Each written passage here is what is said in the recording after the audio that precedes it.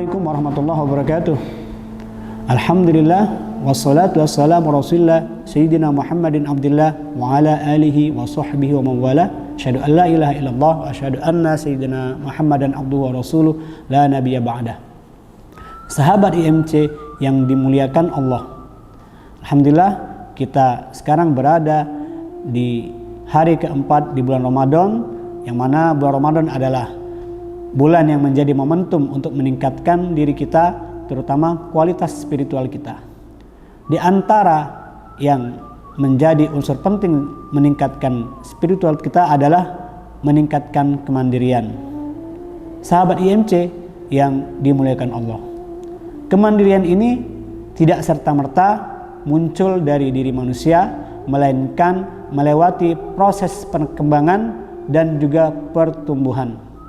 Di sini ada 6 fase yang menjadi landasan bagi seorang muslim untuk meningkatkan atau melewati tahap-tahap kemandirian. Fase pertama di usia 0 sampai 7 tahun, ketergantungan total. Seorang anak pada usia ini benar-benar melekat dengan orang tuanya.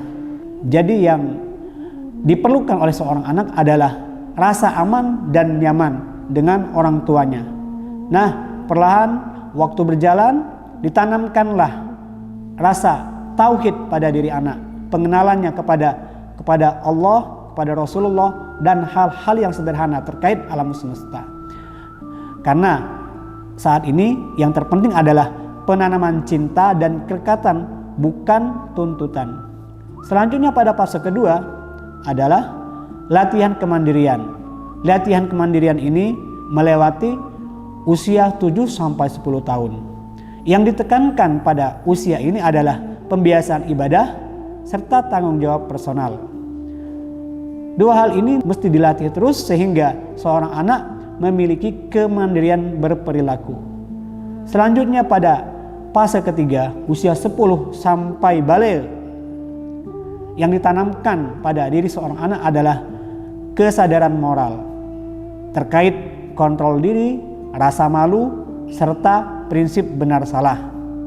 Nah, di usia ini orang tua menanamkan disiplin atau bahkan melakukan penegasan yang wajar kepada anaknya, tentu dengan hal-hal yang masih bisa diterima oleh kemanusiaan kita. Selanjutnya pada fase keempat, seorang muslim dalam perkembangan kemandiriannya itu pada fase taklif atau baligh.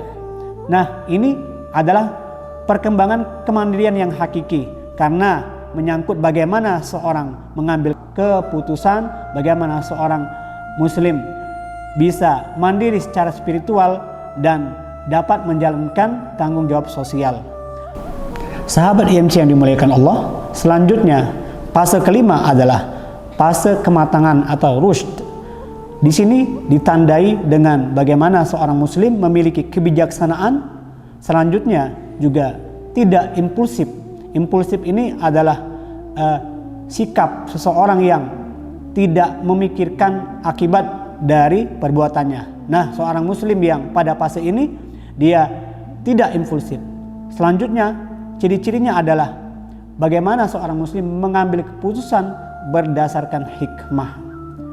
Selanjutnya, sahabat IMC yang dimuliakan Allah, fase terakhir atau fase keenam, yakni fase kemandirian rohani yang ihsan oriented. Ciri-cirinya adalah tidak bergantung pada validasi manusia, terus tidak dikendalikan oleh hawa nafsu, dan juga tidak tunduk pada tatanan sosial sepenuhnya.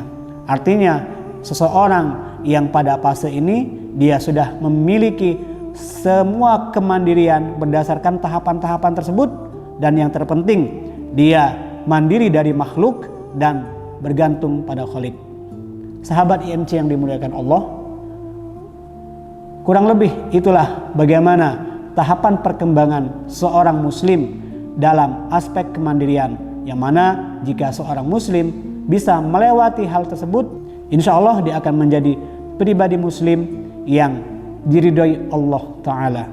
Sahabat IMC yang dimuliakan Allah, demikianlah kultum Ramadan yang bisa saya sampaikan. Semoga bermanfaat bagi kita semua. Dan jangan lupa untuk menyaksikan kultum selanjutnya, yakni terkait tema kemandirian melatih rasa tanggung jawab. Terima kasih. Al-afu minkum. Assalamualaikum warahmatullahi wabarakatuh.